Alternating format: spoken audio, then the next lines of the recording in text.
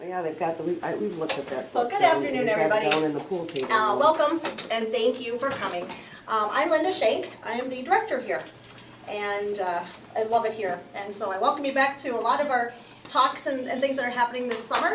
Mr. Tom Struve is one of our presenters this summer, and what a guy he is. And when he called and said, "Can I come and talk?" I was like, "Yes, please, please come." So without talking anymore, I'm going to let him do all the presenting. This is also going to be taped, so you can watch it again if you missed something. And if you want to take a piece of him home, the books are right here. And he'll, I'm sure, I'll be happy to sign dedicate them to you after. but his books are here. We can talk about them. So, Yeah, so again, thank you for coming. We appreciate you being here, and I look forward to seeing you again. Let's applaud for Linda. Wow. This visitor center is so remarkable. I just can't say enough good about all that everyone does here. So good afternoon, everybody. All about towboats today. I'm thrilled to be here. This is, when we were kids, Mary can tell you that the tourist park, some of you may remember, this used to be called the tourist park, and there was a nasty old brick building over there, and there was more girls kissed out here, I think, over the course of time. This was where everybody came to do their business that way, but it was a wonderful place, and it's fun to see everything that's here today. Thanks to all the volunteers and Linda and the staff, very special. Thank you to the people who are recording this. I'm so grateful for that. So I'm actually doing this tomorrow or Tuesday where I live back in Arizona. So that's lifelong learning. So I kind of queued up the slides. There's another slide we'll see here, but it's in that same talk. So I thought I'd get us warmed up showing you some great video of towboats on the river. This towboat is pushing a group of 28 barges on the lower Mississippi, 2 diesel engines, 9,800 horsepower. The tow, including the towboat here, is 1,600 feet end to end. The 8 barges in the far distance there are empty. They'll be filled with corn or soybeans somewhere up here in Illinois, Iowa, or Minnesota and returned down the river. Loaded barges closest to the back of the boat there are fertilizer or road salt. That's a lot of what comes upstream that you see going upstream in barges here. When the barges are wired together like this, they're called a tow, and the boat pushing the tow is called a towboat. That's kind of the fundamental of the thing. Towboat in this video is 10,500 horsepower. She's called the American Pillar. They're about 100 miles upstream from New Orleans in that picture. Each of these individual barges contains about 1,500 tons of corn or wheat or soybeans grown somewhere up here in Iowa or Minnesota or Illinois, somewhere along the way. These grains will all end up unloaded and reloaded into an ocean-going ship down there in the lower Mississippi, heading for somewhere around the world after passing through that port of South Louisiana. There's another group of 30 barges right here. I happened to be out on this levee one day and I caught this one going around the corner. I'm really excited about this. That's another tow of 30 loads. It's 215 feet wide, 1,200 feet from end to end, just shy of 4 football fields. 46,000 tons there, 92 million pounds that tow is. Let me say that again, 92 million pounds. There's a really sharp bend there, a terrifically deep bend, a horseshoe bend, and you can see what's occurring. The boat is kind of sliding sideways. The water was a little bit up down there at that time, but this is a really good example of how a towboat steers from behind. That guy has that hooked up, as they say. When you come full ahead, they call it, that's hooked up. And he's probably standing up. That's how you tell if a towboat captain is a little bit nervous. They get out of their chair and stand up. And he's making a steer there. He's going to be just fine, but he put it full ahead to run out the slide there to go down through there. This is the slide I was going to tell you about. I'm going to do that talk 2 days from now where I live in Arizona. And I want to demonstrate to the people there how long 1,200 feet is. So going over towards my house, there's a golf hole there. And from the blacks, the back end of the black tees, to the long end of that, that's 1,200 feet across there. So the boats and the tows and the towboats on the river there are so amazing. The brave men and women that work on them, they get it in their blood, as they say. There's an old saying on the river where they say that don't wear out your first set of steel-toed boots or you get your hook. So that's kind of what that demonstrates there. Yes, ma'am? Do they actually steer the boat, or is it computerized now? No, they steer. They steer. No, they're no more. That's a really good question. Thank you. And you can interrupt me at any point. There is a completely new generation level of technology in terms of mapping and following a sailing line. They don't need buoys anymore. They don't need any of that. But the boats still are operated manually. They're still operating, but you wouldn't have to be able to read a chart or have any of that, so that's all kind of laid out for you. But it's a really good question. Any idea how much horsepower was on that last video, the 92? That last one with the 30 loads going around the corner was 9,000 horsepower. 9,000? Triple engines. Those are the boats that are down on the lower. The towboats that you'll see going by here are between, the bigger ones are between 4,000 and 6,000. Okay. But it's all kind of proportional. If you tow a full tow up here, 15 barges, 105 feet wide, and those tows down there are 200 feet wide, but the bridges are 3 times as wide. So it's kind of a, you know. Yeah, our barges will never match the delta, I would imagine, because of the depth of the... No, I'll explain that as we kind of go along here. But the barges that you see go by here are going to South Louisiana. Is that so? Yeah, they're going all the way down, and wherever that grain, if it was loaded in Savage, Minnesota, it's going down there, and it's getting loaded into a ship, and it's getting exported around. We'll look at kind of all that. A little bit about how I got into it. I grew up on the banks of the river here in our little town, and I spent all summer down there puttering around. Captain Dick, I have another picture here. Captain Dick's boat landing, we were talking about that earlier. Captain Dick's boat landing used to be right there. There's the old railroad bridge and the old highway bridge. That's a 1959 photo. But I talk about this. Captain Dick actually gave me a well-worn plywood boat late one fall day, just like that. I was down there every summer morning, and I'd bail the boats out and clean out the garbage. He rented fishing boats out. He gave me that boat. I couldn't believe it was my good fortune. My dad worked for the marina at that time. He came home with that 1939 half-horse Elko motor. It's the kind that had the rope that you pulled on top. It held about 2 cups of gas. You had to refuel. Mary can remember we took it on the back of an aluminum boat and we went to Hastings. And I think it took us 4 hours. We were this far from the shore because it had so little power. It had to be completely out of the current. And then coming downstream, of course, we thought we were a big deal. But, so we'd navigate that. I would go out underneath the highway bridge there and just sit and splash against the wind coming down out of the St. Croix. I just loved that. Those summer evenings I worked as an unofficial dock boy for the price rate down there, the liquor store dock, and then the courtesy docks up there at the Steamboat Inn, for those of you that might have remembered that. I'd watch their boats when folks would go up for dinner. Sometimes I got to drive the boats in order to move them and make room for other boats. The big holiday weekends, there was a lot of that. I really did live a Tom Sawyer type of upbringing, and I watched every towboat that went by very carefully. There was no question in my mind that one day I'd get the helm of one of those boats, and it became a lifelong dream and a passion of mine. Just not very long after I graduated from high school, I went down to Joliet, Illinois. I was registered in the Union Hall down there. I got on a boat as a deckhand at my first job, and I served the requisite number of days required as a deckhand to get my license. Ripe old age of 21, I was assigned my first captain's job. Worked on all kinds of boats. Everything you see on here, these are some of my favorite boats. I'm still very fond of the largest one there, American Beauty. She still goes back and forth here. I swear she's the prettiest boat on the upper Mississippi. I piloted towboats for 2 decades in the 70s and 80s along America's rivers. South end of Lake Michigan, my 1,000-ton Master of Towboat Coast Guard license is still current. I worked on every type and size of towboat, just like the ones you see going by here and the ones we looked on the presentation here. Worked on most of the rivers in the center of America, the Illinois, the Ohio, the Tennessee, in and around the rivers and harbors in Chicago and St. Paul, and lots of trips on the upper Mississippi between St. Louis and St. Paul.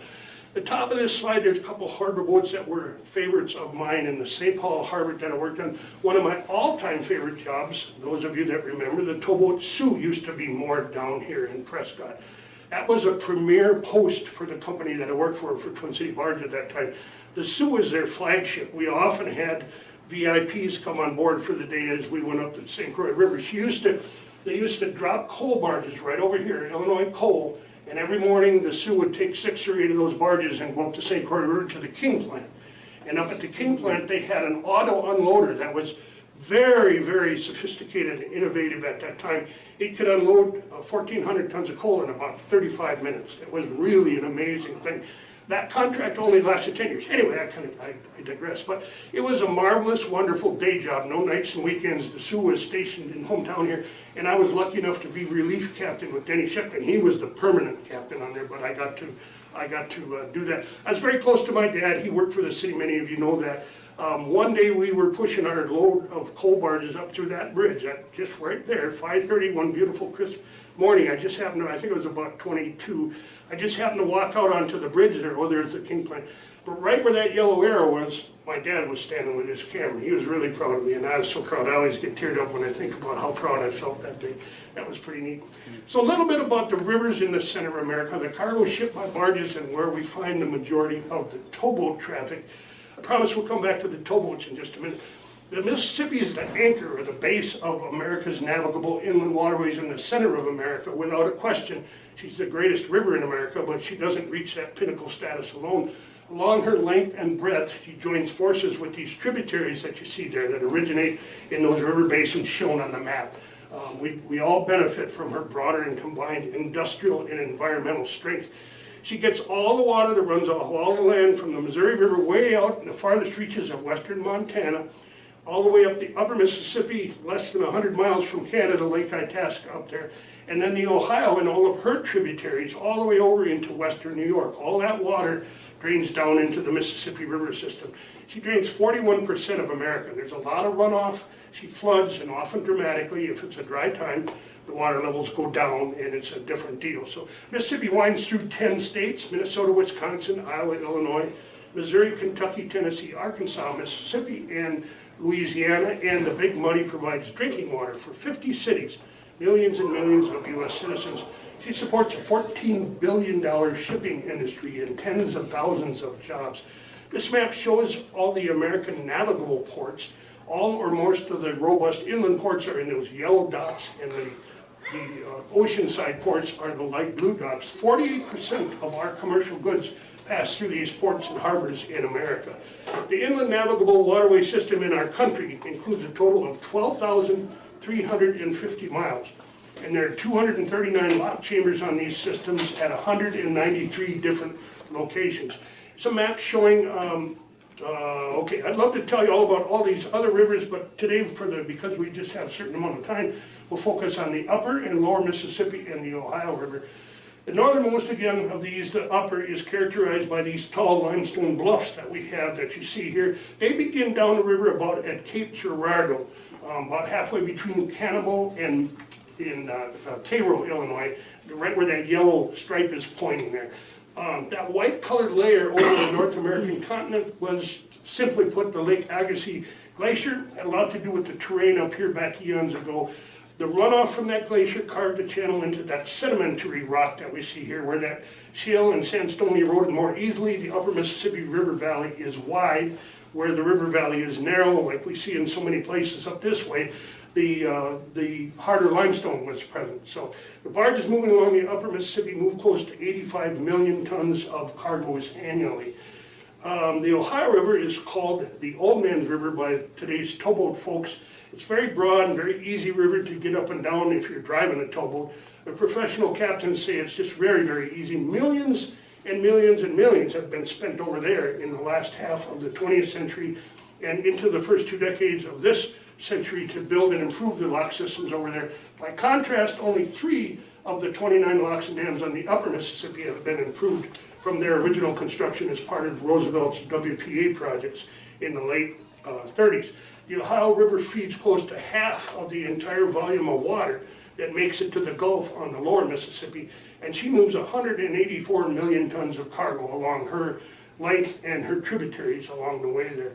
Lower Mississippi was most recently very famous. We all saw the pictures and the videos last year about the low water, and barge traffic actually did stop for a little bit, but she's more commonly filled to the top of these levees that you see on the map there on the right. Prior to building those 2,200 miles of levees in the 1930s, Lower Mississippi used to frequently rise out of her banks and inundate tens of thousands of acres down there. It resulted in major loss of life and catastrophic loss of homes, businesses, and farmland. Photo on the left there is the levee holding back floodwater in New Orleans. You can see the Superdome downtown in the back there. There's levees all along down there. It takes a mammoth effort to keep that lower Mississippi navigable because she receives all that runoff we just talked about. She gets whatever comes from upstream. The Corps of Engineers maintains and operates the numerous flood control structures you see on the lower end there. They're kind of relief valves if they get a super flood. This is a picture of one of them. It's the Bonnet Terre spillway down there. It actually allows excess water, flood water, right north of New Orleans into Lake Pontchartrain. It protects all the properties and the refineries and all the physical things down there. This photo is from the 2019 flood. They set a record down there. They opened this for 75 days, 43 days in February and 32 days in May. The lower Mississippi most recently flooded in 2019, 2017, 2011, 1993, 83, and 73. So you can see there's a lot more flooding actually than there is low water, even though they made it sound pretty precarious last year. Lower Mississippi is home to the facilities and resources, and they receive and transship the vast majority of the American products that are moved on our waterways from up this way. That's where all the barges we see passing by here end up that are loaded. They're moving downstream. The transfer of cargoes down there in ocean-going ships is everywhere you look. There's 8 big giant elevators like the one behind this ship right there. The lower Mississippi route between Baton Rouge and New Orleans is the largest port district on the planet in measure of tonnage. 240 million tons of cargo moved through there last year. The bulk of our American waterborne cargoes is in all she gets there at the bottom of the Mississippi. 436,000 tons of sediment find their way downstream every day from America's rivers that end up getting dumped into the Gulf there. That's 159 million tons a year. It is one of Mother Nature's true paradoxes, actually. This muddy colored water is that way because of the suspended sediment that runs off from farm fields all the way up the Missouri River, all these various different rivers. The Illinois River has lots of runoff. That unattractive muddy color is not really an indicator of whether it's polluted. Actually, the overall Mississippi River water has been getting cleaner every decade since the 1900s. They do have a little issue down at the very lower end with excess oxygen and nutrients, but on the plus side of the equation, you get the 3.5 million acres of marsh created by that sediment at the Gulf there. It's one of the most dynamic natural ecosystems on our planet. That marsh is larger in size than the entire state of Connecticut. So what moves in all these barges we're talking about, all the barges we see, farm products, oil, and coal are the big 3. A lot of sand and aggregates, chemicals including fertilizers, acids, animal and seed oils, all manner of fuels and oil, including asphalt cement, bulk cement, lime products, dry fertilizer, fertilizer components, metals, metal ores, minerals, scrap, manufactured steel, rolls of steel, coal, road salt, lots of road salt up this way, and commercial salt and animal feed grains. We once had a barge in a tow over on the Illinois River that had paneling. Remember when we all paneled our basement? Everybody had a paneling festival going on. We had a barge, and we had another barge over there that was full of wine. It had a federal marshal on it. Literally was a barge full of wine. So where do our American farm products go? Top wheat importers here by volume, you can see Mexico, Philippines, Japan, China, Nigeria, Korea, Taiwan, Indonesia, Thailand, and Colombia. Top importers of our soybeans, China, Mexico, Egypt, Japan, and Indonesia. And the top importers of our corn, Mexico, China, Japan, Colombia, and Korea in that order. Our country's electric plants get more than 20% of the coal even today that they consume by barge. 85 million tons of coal is mined in America and transshipped on the lower Mississippi River's facilities annually. Most of that coal comes from these red areas in that map up in the Ohio River and her tributaries. Barge loads of coal heading downstream for the Gulf are a very common sight on the lower Mississippi. Barges after barges after barges. That's millions of tons. India, China, Japan, Netherlands, and South Korea in that order get that bulk of that coal exported from America. Unless we're familiar with those states and the regions down there along the Gulf, we wouldn't know about the amount of American oil that is taken from under that area. It's shipped and processed and reprocessed and then distributed all over America by barge. There are more than 3,800 oil platforms out in the Gulf. South of Texas, Louisiana, Mississippi, they're illustrated here by the yellow dots. And the orange lines are more than 23,000 miles of pipelines that bring that oil into shore so it can be processed at the refineries down there. Those refineries and petrochemical processing plants are all over the Gulf region down there along the southern borders of Texas, Louisiana, and Mississippi. Over 200 million tons of crude oil, gasoline, diesel, jet fuel, heavy fuel oils, asphalt, and chemicals and oil byproducts are shipped on our rivers annually to every corner of America by barge. Okay, so that's a pretty good amount of information about the products and the background, how it all connects and the cargoes that move. So we'll zero in now on towboats. This is a really good photo of a towboat council. So I bet a number of you know this, but there's no steering wheel on a towboat. They're called sticks. What you see there, that's a good photo there. The levers on the bottom mirror where the steering rudders are underneath the boat, positioned behind the propellers. Towboats have rudders in front of the propellers and in behind the propellers. The top sticks you can see there, that larger, the left, on the left side of the slide, those shorter levers, they parallel where the backing rudders are, down underneath and they're ahead of the propellers. And then in that center yellow circle are the engine controls. In this case, it's a twin screw boat. So they're black levers, top center is neutral, and then clicked into gear, and then going forward, speeding up as you go, or the other way, they go exactly the opposite, coming backwards. A little bit more clearer picture, a couple of good views of a console on the left there. Again, you can see those steering sticks as you see. The bottom ones are the steering levers, the top ones are the backing levers, and these are the engine controls. And there's some pictures of a happy pilot standing there, and even a closer view of how they actually, you stand there and you operate those sticks. So that makes sense to everybody? Yes?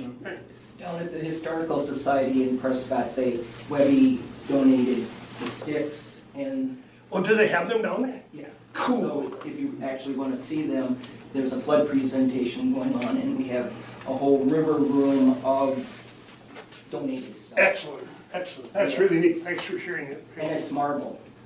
Sorry? It's marble. Wow, wow. Yeah. Very cool, very cool. This is a good video that shows a pilot house view of a tow passing through one of the more narrow bridges that are common here on the upper Mississippi or the Illinois River. It's sped up a little bit, but it gives the viewer a really good idea of what the captain is seeing and how the tow is being pushed as the towboat moves. This tow has 2 loaded barges right in front of the boat, end to end, and the other barges in that tow are all empty. That creates a scenario where the captain of that towboat has to almost forget about the empties. It brings your pivot point, as they call it, way back towards the stern. It's a little bit hard to explain towards the stern, but that's what it looks like. That I'm often asked how I learned to do this. Towboat companies have robust apprenticeships and training programs today, I think. They even have digital trainers. I'm understanding they're doing that. But most generally, they train under the watchful eye of an experienced captain. At the time when I was working on the deck towboat company I worked for, had what was called a steering ladder. But it really wasn't very valuable. All it did was get you an opportunity to steer for a captain who, in the middle of nowhere, and you couldn't get in any trouble, and they just let you steer because they were bored out of their mind, but you really didn't learn anything from it. I was very blessed. I found a mentor who would let me steer and do it all. His name was Larry Hetrick. I dedicated the Pilot House book to him. We were working together on a towboat where he was working the afternoon when I would normally get my afternoon rest. I asked him if I could steer for him, and he said absolutely. So I spent almost 3 entire weeks every afternoon at the helm of the towboat doing it all. He let me do everything. He just sat back there. He couldn't have cared less. He was just really unique that way. I found myself early on in a particularly scary spot. I said, Larry, I don't know about this, man. You better take it. He said, I will. He said, but you get your butt right out of here and don't ever come back and ever ask me to steer you. He didn't say but. So needless to say, I stayed right there and I worked my way through that situation. It was a true blessing for me. He was really unique. And I then was blessed to be able to pay that forward. I had a number of steersmen that I trained once I became a captain on towboats. A little bit about the features of a large-sized towboat. The many details are kind of pointed out here. Attaching a towboat to a tow is a pretty serious thing. You can see face wires. There's a number of different wires. If you watch a towboat go by, you'll see a number of different configurations. And these are called wing wires that go down the side. Today, in my day, of course, the whole walked uphill 3 miles, getting 4 feet of snow bare feet. We all did, right? Remember that whole? So in my day, those were cables. Today, they use lines, really strong lines, but they started to do that because too many people hurt their back trying to lug that great big heavy cable. But about this front third of the main deck is galley and living quarters and kind of the main room, and then the engine room is probably the middle fifth or the middle half, and then in the back there's what's called a rudder room, and there's giant hydraulic rams in there. The rudders are monstrous underneath there, and these rams push those rudders back and forth, and they're all hydraulic. And you can see the various other different features that are pointed out here, searchlights, pilot house.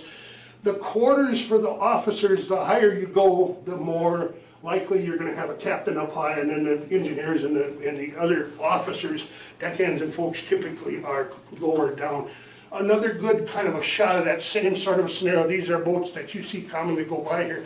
One of the things that's important, I think, that I'd like to point out, is these are all fuel tanks here. There's compartments, watertight compartments, all the way down the side on both sides, and that's where the fuel is. Inside the wall of the towboat, that goes down, and the big motors are down in there. So that's where the fuel tanks are located. You'll see super small towboats on American rivers, various construction boats and dredging, you'll see that sort of thing, where you see the small construction boats like you see here. And there are some harbor-sized towboats, pictures of the next size smaller, or next size bigger. These boats that you see go by here with the big long tows get to St. Paul, and they drop that tow, they get their lock lines and their running gear, and they get the other tow that's generally already made for them, and they go the other direction. Same way on the lower or wherever it is, if these big tows of 30 barges, they're not screwing around, that's where these harbor boats come in. The harbor boats take barges one or two at a time to the unloading or to the loading facilities, to the cleaning facilities, to the repair facilities. And harbor boats there's some aboard harbor boats, but there's also what's called a lunch bucket towboat harbor boat. And typically a lunch bucket arrangement, it means you bring your lunch.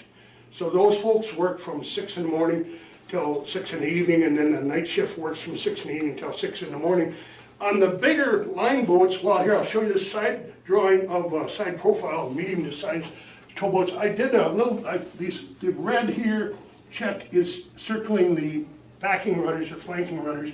Propellers in the yellow, and then the steering rudder is on the side there. You can see kind of the way that arranged. On the very larger boats, this is where your engine is, where that big orange circle is, the big red circle there. And if you like a blueprint overhead profile, that's kind of how they lay out the lower side there. The motors are huge on these boats. Somebody asked me recently about improvements to emissions and multiple fuel use and various things like that. Any of the boats that are repowered today get the latest generations of diesels that are vastly more energy improved and carbon exhaust, completely green by comparison to some of the old ones. Towboats burn typically 1 gallon of fuel, 4 horsepower per day. So gasoline tanker truck per day, and those big ones on the lower that you see, the ones that are going by here are going through 3 or 4 or 5,000 gallons a day. Another good shot of the propellers, forward and back, the backing rudders here, they call them flanking rudders also, the big propeller there, and the steering rudders. This is about a 10-foot propeller, you can see in proportion to that lovely gal that's standing there. And you say, most of you are probably aware of the 9-foot channel the Corps maintains the upper Mississippi, and most of the rivers, at the exception of the lower Mississippi on the rivers, are maintained with a 9-foot channel. Well then, how do they operate a 10-foot propeller? Well, that propeller's up in a tunnel.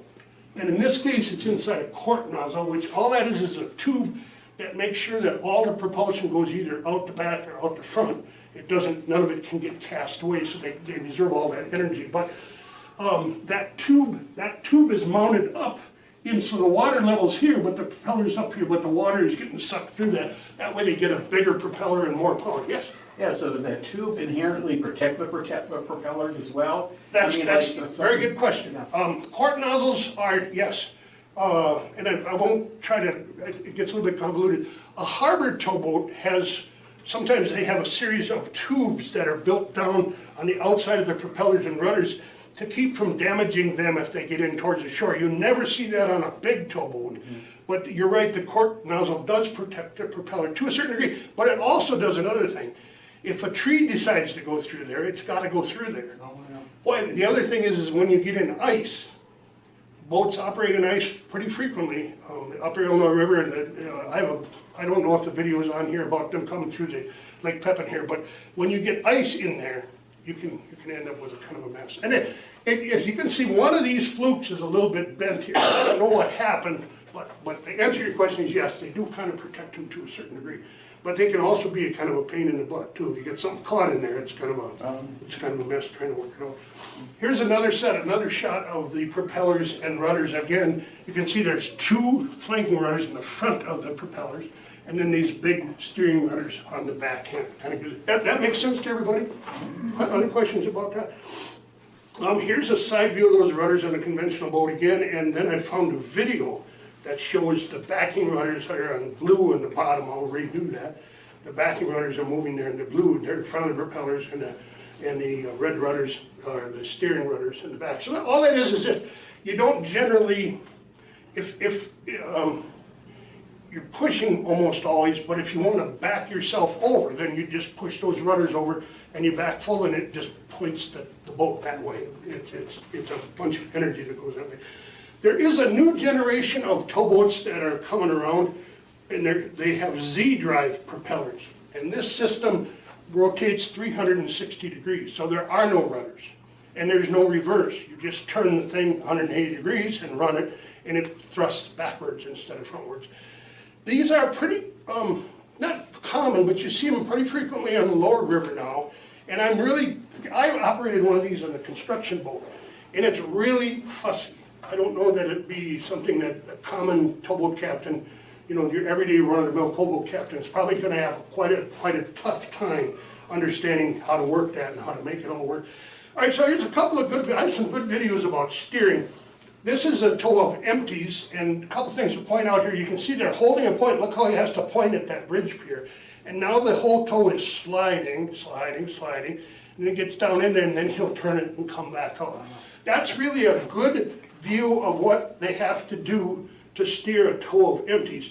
It's pretty much the same thing with loads too, but it just isn't quite as clear of an example of that. But isn't that a neat video? It kind of shows how that goes. When they point at a bridge pier and leave it there, that's called holding in the dark, and you just have to get used to that. It kind of goes with the territory. Another video immediately following this is an aerial map of if you've ever been over by Lock 2, right above the Hastings Railroad Bridge, that yellow arrow, the towboats leave Lock 2, and they go down and they turn right, and there's a real sharp turn here. The Hastings Bridge is right there, Mississippi River. The water there where that railroad bridge is 50 feet deep. The whole river goes through that hole. And of course, when it's flooded, it floods all over. But that's one of the deepest, most strongest kind of concentrated current spots. When the old railroad bridge was there, that probably put more gray hair on towboat captains' heads than any other bridge that there was anywhere. So anyway, they come down and they have to make that turn and get down through there. It's pretty simple today, but if the water's up, they still have to be really careful. This is a good tow. I'll explain a couple things while you're doing it, but I want you to watch this flag right here on top of it. It's called a jackstaff. That's in the very center of the pole. And as he makes this turn, watch how that does not move, and the whole tow moves. This really demonstrates how a tow gets steered from the stern. A little bit about the daily work on board. The captain is the CEO on the towboat. Captain and pilot do the same thing. They both drive the boat, but the captain makes all the decisions. Pilot doesn't do anything but drive the boat. He manages his deck crew that's on there. Typically, there's 2 shifts on a liveaboard boat, so 6 a.m. to noon to 6 in the afternoon is the afterwatch the pilot and his crew works on there, and then 6 to midnight and midnight to the morning. So they work 12 hours a day, 2 shifts of 6 hours, each of them. Almost all liveaboard boats, and watch how see how that hasn't moved, and see how the tow keeps turning. That's coming down through that bridge there. Almost all liveaboard towboats operate around the clock there. 2 deckhands on a watch typically. And most of these bigger boats that we see here have a chief engineer and an assistant engineer, or at least a chief engineer. And then they also have a cook. The engineer typically monitors all the equipment that goes down through there. And you see you just coming down through now, they kind of run out of that steer. But isn't that a good example of how it steers from behind? The forward watch crew members start their day before their shift in the galley at breakfast between 5 and 6 a.m. Crews coming off to afterwatch get their breakfast shortly after that 6 a.m. crew change. Afterwatch coming off their watch 6-hour shift, and they retire, their crew quarters get cleaned up and do their sleep. Same thing again, they're awakened about 11:15 in the morning, they serve lunch just before noon, they change the other shift, and the same scenario occurs in the evening with the afterwatch eating their evening meal prior to going to work at 6 p.m. and the other shift eating right after 6 p.m. Food on towboats is almost always excellent and always in mammoth quantities. Anything and everything anybody could want. Bacon and breakfast sausage and frequently fresh baked briskets and sausage gravy and mountains of various potatoes at every meal. French toast, pancakes, typically eggs to order. Did I mention all you could eat? And most towboat cooks have a professional repertoire that leans towards southern comfort food. You won't find a towboat cook that's worried about trans fats or saturated fat, alternatives to butter. There is no such thing. Meals are intended to be hearty, filling, and everything is prepared as if it was their Sunday best, every meal, every time. And you'll almost always see a grill or a smoker out on the side deck of a towboat. I think this t-shirt is kind of fun. There's one thing you learn the moment you step foot on a towboat is you gotta be good to the cook. You have to take care of the cook. Cook's not happy, nobody's happy. In every one of our earlier slides, or in one of the earlier slides, we talked about all the 239 locks and individual, 193 individual locations. Have most of you been around a lock? You have sort of a pretty good idea how it works, okay? Almost all the inland waterways where barges move in America have locks and dams. The exceptions are the Missouri River and the lower Mississippi River from St. Louis, upper Mississippi from St. Louis south, and then the lower Mississippi from Cairo south does not have locks. This is a video it's a fast speed video that I found. It's not, it's anyway. Simply put, the tow goes in, in this case it's 12, they drop that first 6, close the gates, they drain the water, then they actually pull that first 6 out with a cable. I have a video that shows that. Once they're out, they tie them off, they close the gates, you'll see that, they raise the water back up, they open the gates, and then the other 6, or in most cases the other 6 and the towboat come in. In this case they ended up with these ads in that video, so it kind of screws it up, but it gives you a pretty good idea. It's a good idea of how that works. Locks and dams, think of them like going up or down stairs. The elevation or the height of the water held back behind the dam, it's like a stair tread. Either step up or step down. The dams were built all along the rivers where the barges go.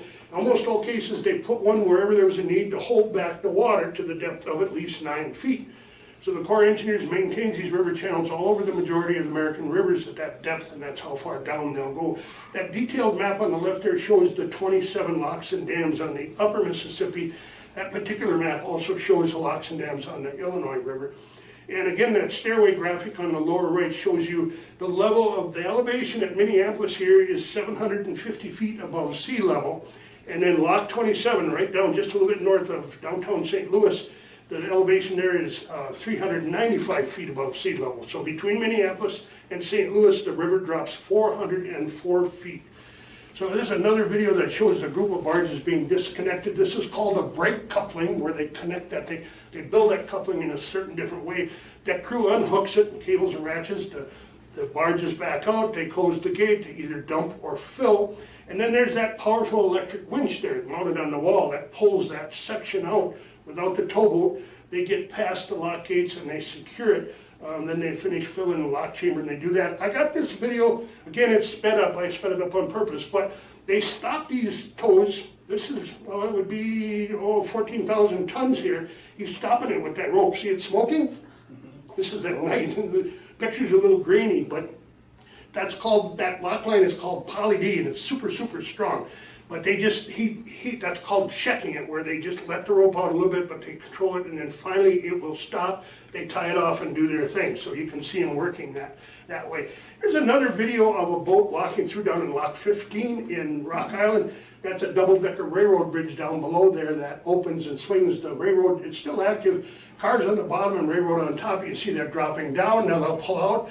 They push up against the other 9 barges there. The deckhands mate are out there. They wire everything back together, and then they head downstream. In this case, this is really fast, but you can see they run down out of there and they go through a highway bridge, and then they go through a little narrow railroad bridge that's right down below there.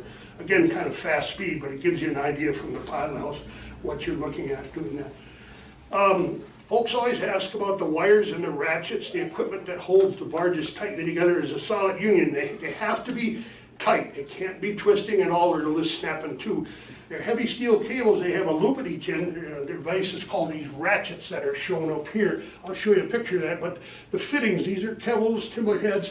The wires are laid in various different directions. In this particular case, you can see there's wires crisscrossed, and the idea there is that the strings can't move. They call it a line of barges a string.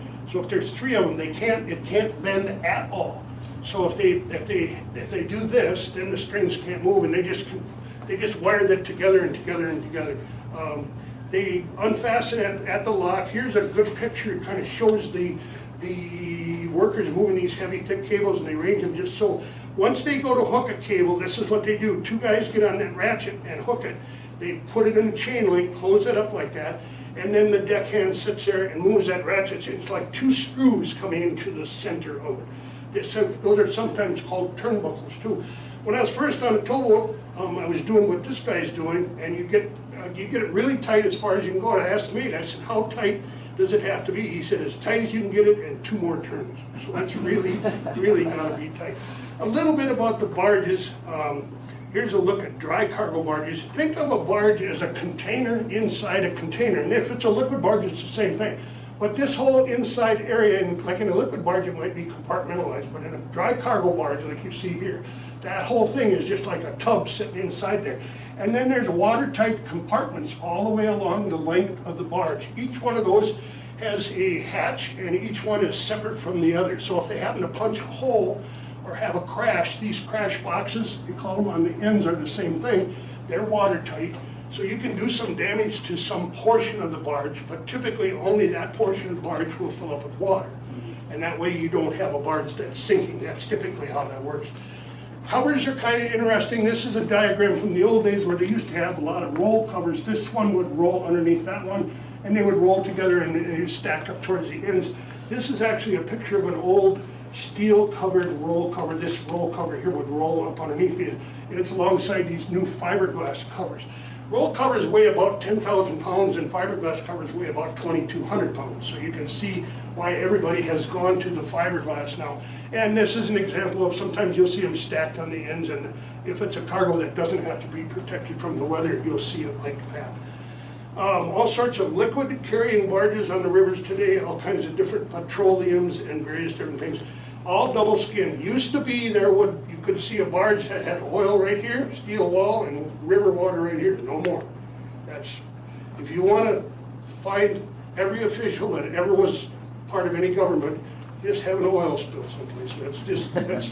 That's as bad a trouble as you can get in on the river. So I could go on and on and on about this. All this combined river commerce on here, on the various rivers that we're talking about today, it all starts as a barge load of something up here generally that's destined for a ship to take it around the world. Stops down here on the lower Mississippi where it meets the Gulf of Mexico. This is literally the end of the line down there. These tows are just absolutely beautiful. All the ships and towboats all around on the lower end are truly amazing. This tow here is pushing 56 barges, 8 barges long, 7 barges wide, almost 400,000 square feet, just shy of 9 acres of barges. Many of these tows are the largest moving objects on the planet. They have a pretty good display of that here. This tow shown on the left there is 54 barges, just a couple less than the one you just saw. That's the towboat John Donnelly on the left. She's 9,180 horsepower. That tow is 8 wide and 7 barges long, so it's 1,400 feet from end to end and 280 feet wide. You could put the cargo that you could get into 3,780 semi-trailers in that tow. If you had that many semi-trailers bumper to bumper, the roll would go for 50 miles. Again, some of those tows on the lower are the largest man-made things on the earth. Those two ships, that ship on the top is called the Jacques Spade. It's the largest container ship afloat. It's 1,321 feet long, 201 feet wide, and then that is the Gerald Ford aircraft carrier. That's the biggest ships the Navy has, 1,106 feet long, 256 feet wide. Both of them can fit in that yellow oval on that tow. So to just give you kind of an idea of proportion. So the major amount of jobs in commerce, transportation, all in America is related to the Mississippi River and system is just amazing. We'll watch this, Captain. That's 40 loads downstream, again sped up, but they're going to go through the Vicksburg, Mississippi bridges here. And I'll share with you a little bit about energy efficiency. A barge holds 15 rail cars, 60 semi-tractor trailer tubs. One barge, 1 ton of cargo on a barge goes 616 miles on 1 gallon of fuel. Barge, that same ton of cargo by rail, 478 miles, by truck only 150 miles with 1 gallon of fuel and 1,000% more CO2. So now watch as we go around the corner here, and remember I said about holding in the dark, you gotta point at the pier and kind of leave it there for a long time. Watch how long this captain has to hold this in the dark once we see the bridge piers come around the corner. This is a really pretty spot on the lower Mississippi, right at Vicksburg. You go into town right there, there's a little bit of a harbor, but the bridge is coming up right around the corner. It's a casino there on the left. But you'll see it, that's 40 loads, so 5 long, and he has 2, 4, 6, 8 wide, yeah. But see how they have to point at the bridge piers and let that steer around it, pointing. And right as you get to the bridge, you drop it off and let it go through, and kind of go through your side. That's a good video too, I think. All right, so statisticians tell us that the cargo transported on inland waterways each year by barge, if it had to be moved by other ways, it would take 6.3 million rail cars, or 25.2 million trucks to carry that load. I did a little bit more math there, the funny math. If an average semi-tractor trailer truck is 70 feet end to end, and you had 25.2 million of those, that would be a string of trucks 336,000 miles long. And Google says that it's 25,000 miles around the circumference of the Earth, so I figured that out. That's 13.5 times around the Earth that string of trucks would go if this cargo had to be moved in another way. People always ask about scary things. I knew it too well. I'll tell about that. We got down to Lock 19 in Chicago during the week of January 15, 1979. I was a pilot working on board this towboat in the upper left there. The name of that boat was a Sam Fleming. She was 4,200 horsepower. She had a telescopic pilot house. We would go through the low bridges on the upper Mississippi, but it looked just like this. It was cold, super cold, heavy, thick ice. Very crisp day. We arrived down there moving very slowly. We were going up against LaGrange Lock on the lower river, and everybody got stopped there. We were fourth in line when we arrived, waiting for the lock to go down. The ice caused the normal locking operations to slow to a crawl, and eventually they just gave up trying to get boats to go through the lock there. The Illinois River is really a tiny river by comparison. They built this furthest downstream lock with what's called a Shinolan type wicket dam. This is a picture of that. What it really simply put, when the conditions are right, they just put the dam down and tows drive over the top of it, just like you see in this picture here.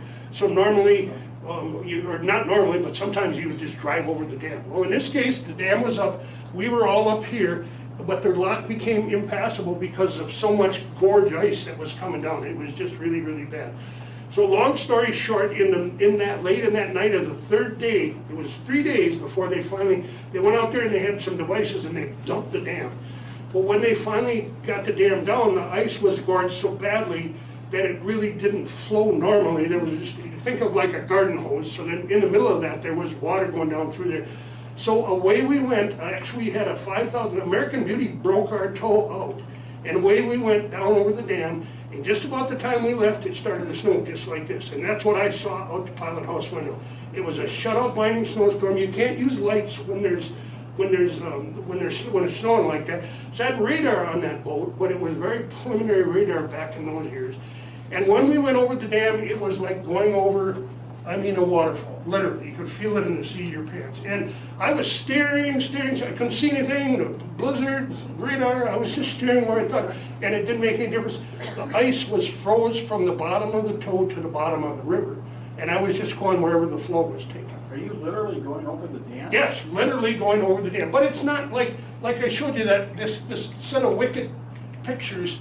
This would just go down, and the dam would operate. You'd go over this part of the dam right there. But again, it was all buoyed up there, and they had trouble getting. There was still ice gorged, and kind of in the middle of it is where we went down through, and it just went. I'm telling you, that was a scary opportunity. We got back down completely out of there. We actually got down to Lock 26, which was very far from there.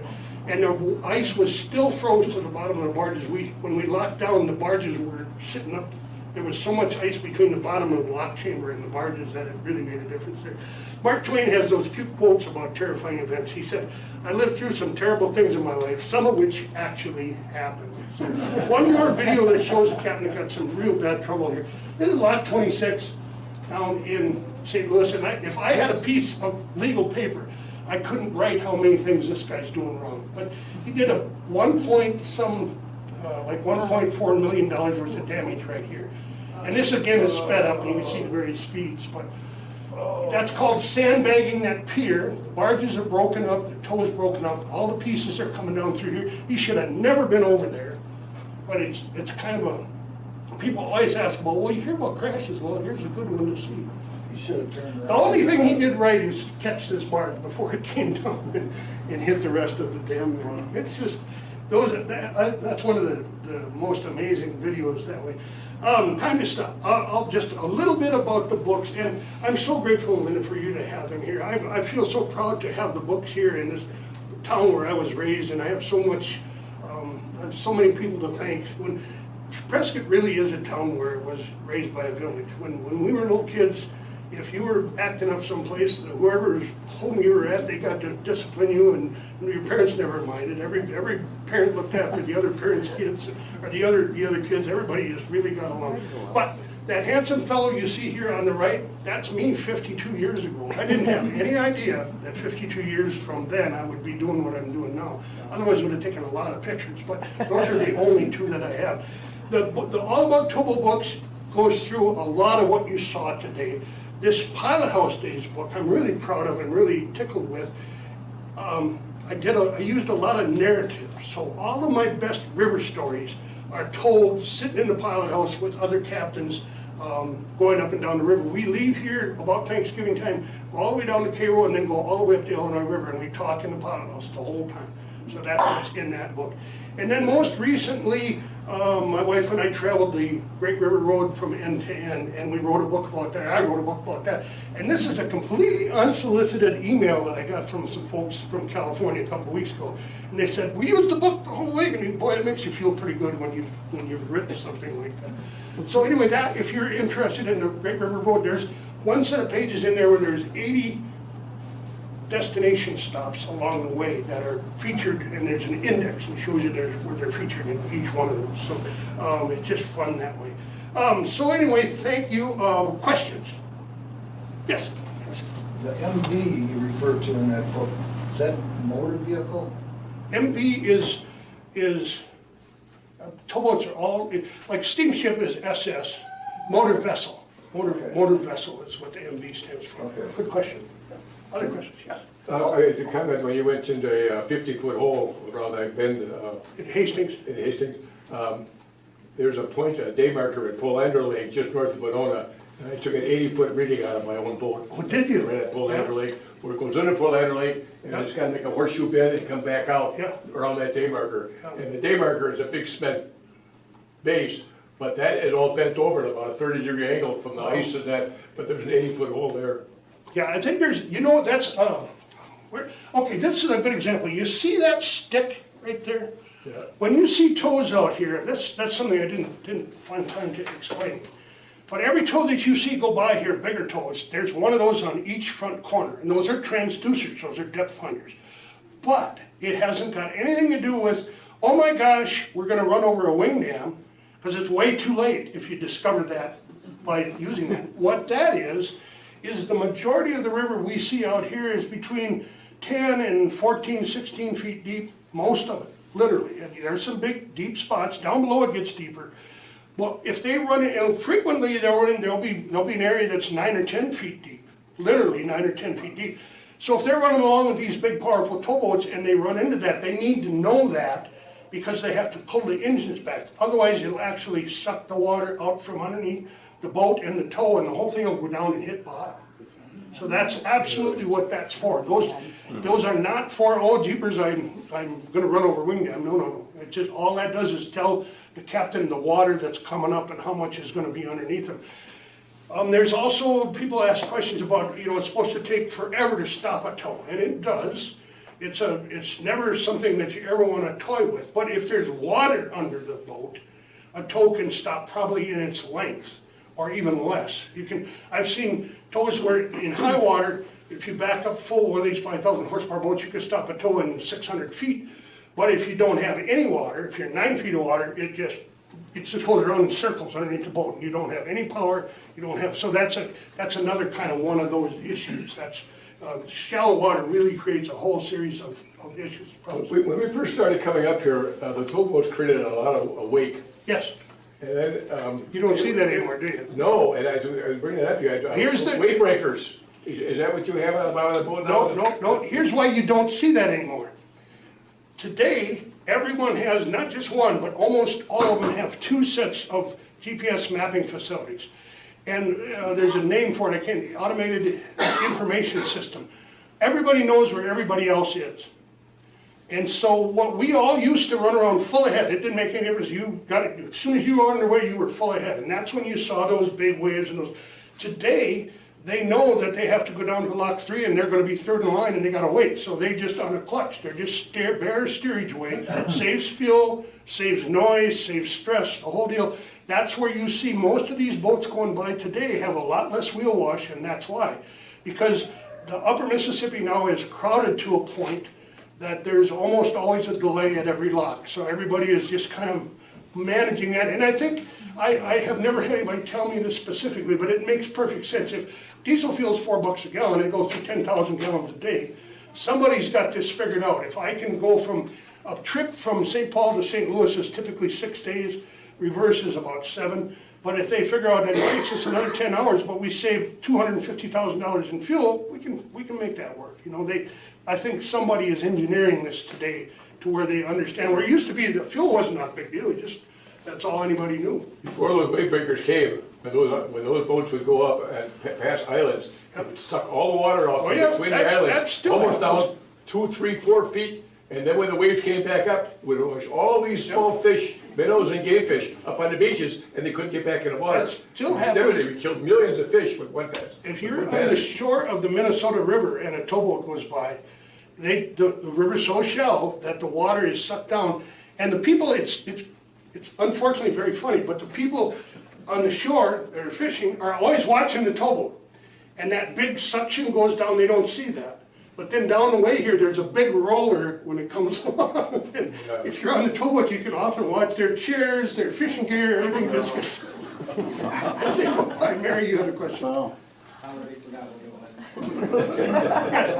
On the same subject, earlier this spring when the water was high Yes.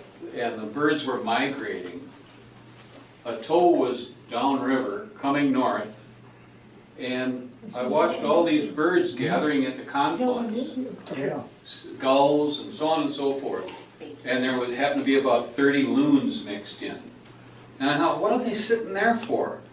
Well, then the tow went by and they just dove in behind the tow. You saw that cork nozzle. Imagine any fish that goes through there. If they're not dead, they're stunned. And you'll see fish all the time in the wheel wash because there's fish floating around, pieces of fish, and it's eating time. It's pie time. Eat this, yeah. No, that's very common. I thought it was ironic that Yeah. the birds had adapted to Yes. that. Oh, absolutely. You see that all over. Well, thank you all. It's been really fun. I'm so grateful.